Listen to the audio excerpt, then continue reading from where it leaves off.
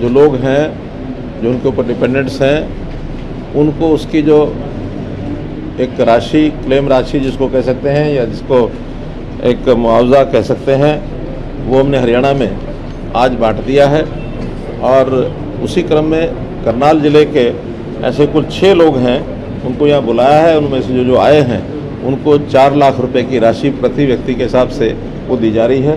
तो सबसे पहले सर बालाराम जी हैं सर, गणपत जी हैं सर ये, और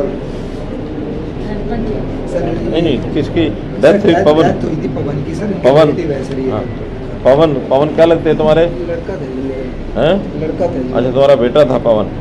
हाँ, कितनी उम्र थी उसकी? 19 साल। कैसे डूब गया वो? ऊपर से आसमान में बिजली गिरी। तो ऐसा है, ये 4 लाख रुपया सरकार ने सेंक्शन करके तुम्हें दिया है, उसके जो मुआवजे के रूप में, है ना। तो ये तुम्हारे बैंक में आज पहुंच गया होगा, नहीं तो कल सवेरे पहुंच जाएगा। ठीक है। हाँ, बाकी दुख तो बहुत है, लेकिन कुछ कर नहीं सकते हैं, है ना। हाँ, चलो ठीक है। इसी प्रकार सेकंड डिजीज़ क्या नाम? शैलेंद्र सर, ये 2 कपल थे सर, हाँ? शैलेंद्र और सुनीता सर। अच्छा। इनके मतलब छत की जो घर है, मतलब घर की छत है, वो गिर गई थी। तो ये दोनों पति पत्नी थे ये, ये सर पति पत्नी थे कपल। सक्कर का केस है नीलोखेड़ी। तो इनके पिता है पाला, एक के पिता हो गए, एक के ससुर हो गए। आपका नाम पाला है, तो आपका बेटा, आपकी पुत्रवधू दोनों चले गए हैं। बड़ा दुख हुआ है, लेकिन अब कुछ कर नहीं सकते हैं। जो सरकार की ओर से आपको जो है 8 लाख रुपया ले लो।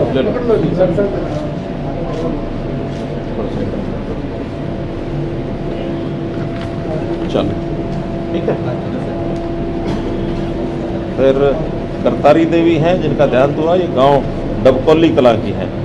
85 वर्ष उनकी उम्र थी। तो उनका बेटा श्रीचंद, तो भाई अब माँ गई, लेकिन बाढ़ के कारण से गई है, इसलिए तो ये जो राशि है 4 लाख रुपए। आ जाओ उधर देखो।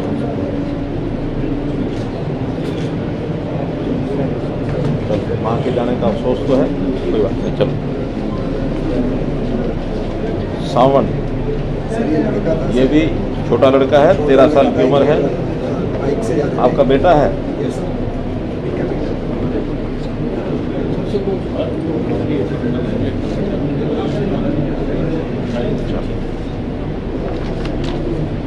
फिर एक सुंदर है, वो भी 70 साल के हैं। उनका भी बेटा आया है, क्या नाम? बलिंदर।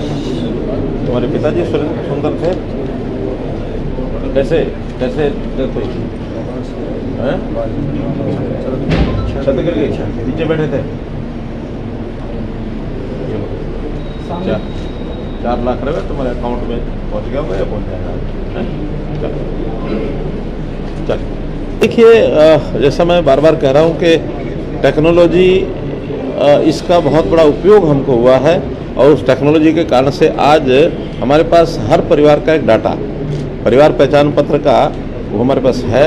और आज वेरीफाई करने में देर नहीं लगती है। किसी भी व्यक्ति का कोई क्लेम होता है, कोई उसको मुआवजा देना होता है, चाहे वो किसी के किसान का भी होता है, तो आज सारी चीज़ें ऑनलाइन उपलब्ध हैं। कोई आदमी भरता है, उसको तुरंत वेरीफाई करते हैं, और सिर्फ वेरीफाई करना होता है। और क्या करना होता है, बजाय उसको हम लटका के रखें, वेरीफाई हुआ और तुरंत उसको मुआवजा दे दिया। ये हमारी सरकार का एक इकबाल है, इसको बराबर बनाए रखेंगे। और मैं तो इसके साथ जो और विषय आज आपके सामने रखने हैं कि कल मैं सिरसा और फतेहाबाद 2 जिलों में गया था। हवाई सर्वे के नाते से मैंने देखा, फतेहाबाद जिले में पानी काफ़ी गांव में अभी भी फैला हुआ है। सिरसा जिला में काफ़ी कंट्रोल हुआ है, लेकिन राजस्थान की ओर पानी जो जाने की गति है, वो भी और सुधार की आवश्यकता है, ताकि पीछे का पानी निकल कर के आगे बढ़े। संयोग से कल दोबारा से वर्षा हिमाचल में पहाड़ों में हुई है, जिसके कारण से यमुना का जल स्तर भी बढ़ा, घग्गर का बढ़ा है। लेकिन उन इलाकों में असर इसका कुछ समय के बाद जाएगा। हो सकता है असर कम पड़े, क्योंकि बाकी जगह पानी का जो फैलाव हुआ है, वहाँ पानी अब निकल गया है। तो पानी के यानी एक प्रकार से वहाँ समाने की अभी फैलाव होने की जो गुंजाइश है, तो आगे पानी कम जाएगा। फिर भी हम जल्दी जल्दी पानी को आगे निकालें, ताकि पानी का बहाव तेज़ बने। तो इस ओर हम लगे हैं।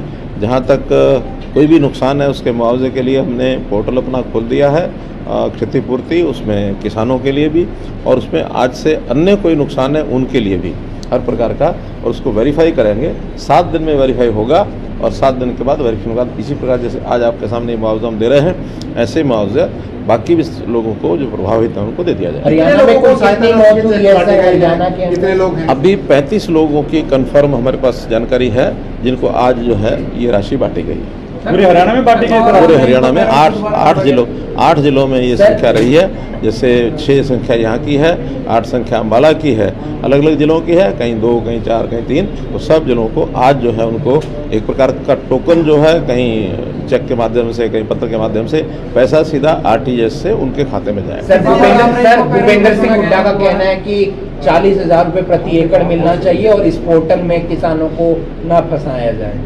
देखिए, जो चीज़ आप अभी थोड़ी देर पहले पूछ रहे थे कि कितना जल्दी आप दे देते हैं, वो कैसे संभव है, वो इस पोर्टल के द्वारा ही संभव है। और इस पोर्टल का अगर वो विरोध करते रहेंगे तो जनता उनको सबक सिखा देगी, क्योंकि इन पोर्टल्स का बहुत बड़ा लाभ जनता को दिख रहा है। 100 के लगभग पोर्टल हैं, एक नहीं है। जो हालांकि IT का काम आज से 25 साल पहले शुरू हो चुका था, लेकिन ये लोग IT के समय में बिल्कुल इसको इम्प्लीमेंट करने के लिए अपनी सरकार के समय प्राय शून्य रहे हैं। हमने आने के बाद उसके सारा उपयोग किया है और जो लाभ उनको हो सकते हैं वो दिलाए हैं। हाँ, सावधानी की बात एक और भी है। अभी 3 दिन पहले ही हमने एक कार्यक्रम किया है साइबर क्राइम, जो G20 के अंदर हमारे MHA के माध्यम से एक वहाँ कार्यक्रम किया गया था, वहाँ प्रदर्शनी भी लगाई गई थी। और साइबर क्राइम के ऊपर भी चेक करने के लिए पिछले दिनों में पुराना में बड़ी एक ऑपरेशन किया। 5,000 लोग एक ही रात में 24 घंटे में 14 गांव के अंदर हमने छापे लगाए। और ऐसे लोग जो बालक हैं, स्कूल में जाने वाले, बल्कि ड्रॉप आउट स्कूल गोइंग, ऐसे लोगों ने उस क्राइम करने को सीख लिया था। लगभग 100 करोड़ रुपए की, और जो उस ऑपरेशन के बाद रिकवरी तो नहीं कह सकता, लेकिन 100 करोड़ के केसेस वो उसमें निकले हैं, जिसकी रिकवरी होने की संभावना है।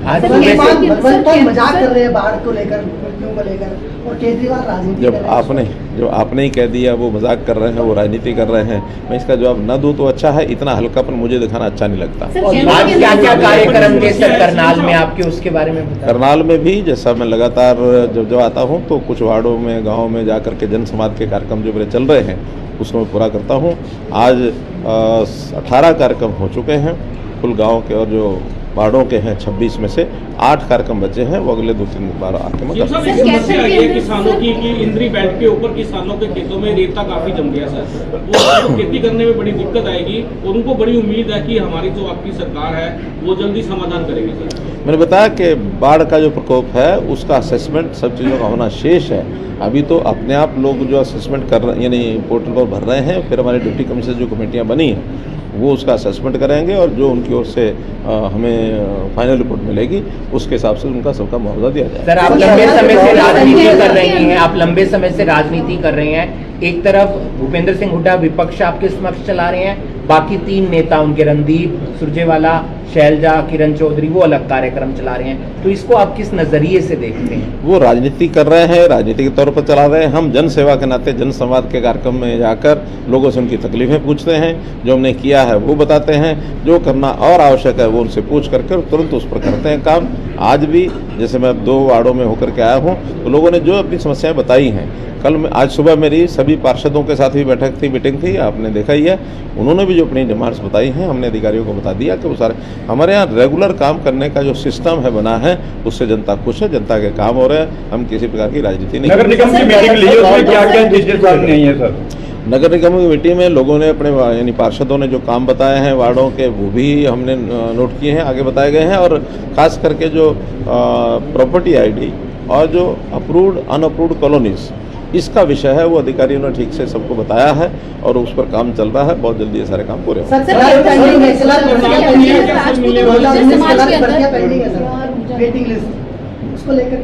सर, कैथल के अंदर गुर्जर और राजपूत समाज के अंदर विरोध चल रहा है और जगह जगह पे बीजेपी के खिलाफ नारे लगाए जा रहे हैं, क्या कहना चाहिए? सामाजिक सौहार्द बना के रखना चाहिए, इस प्रकार के विषयों से बचना चाहिए, क्योंकि ऐसे कुछ तथ्य होते हैं जो इतिहास में जुड़े हुए होते हैं, उनके ऊपर सोच समझ करके निर्णय लेने चाहिए।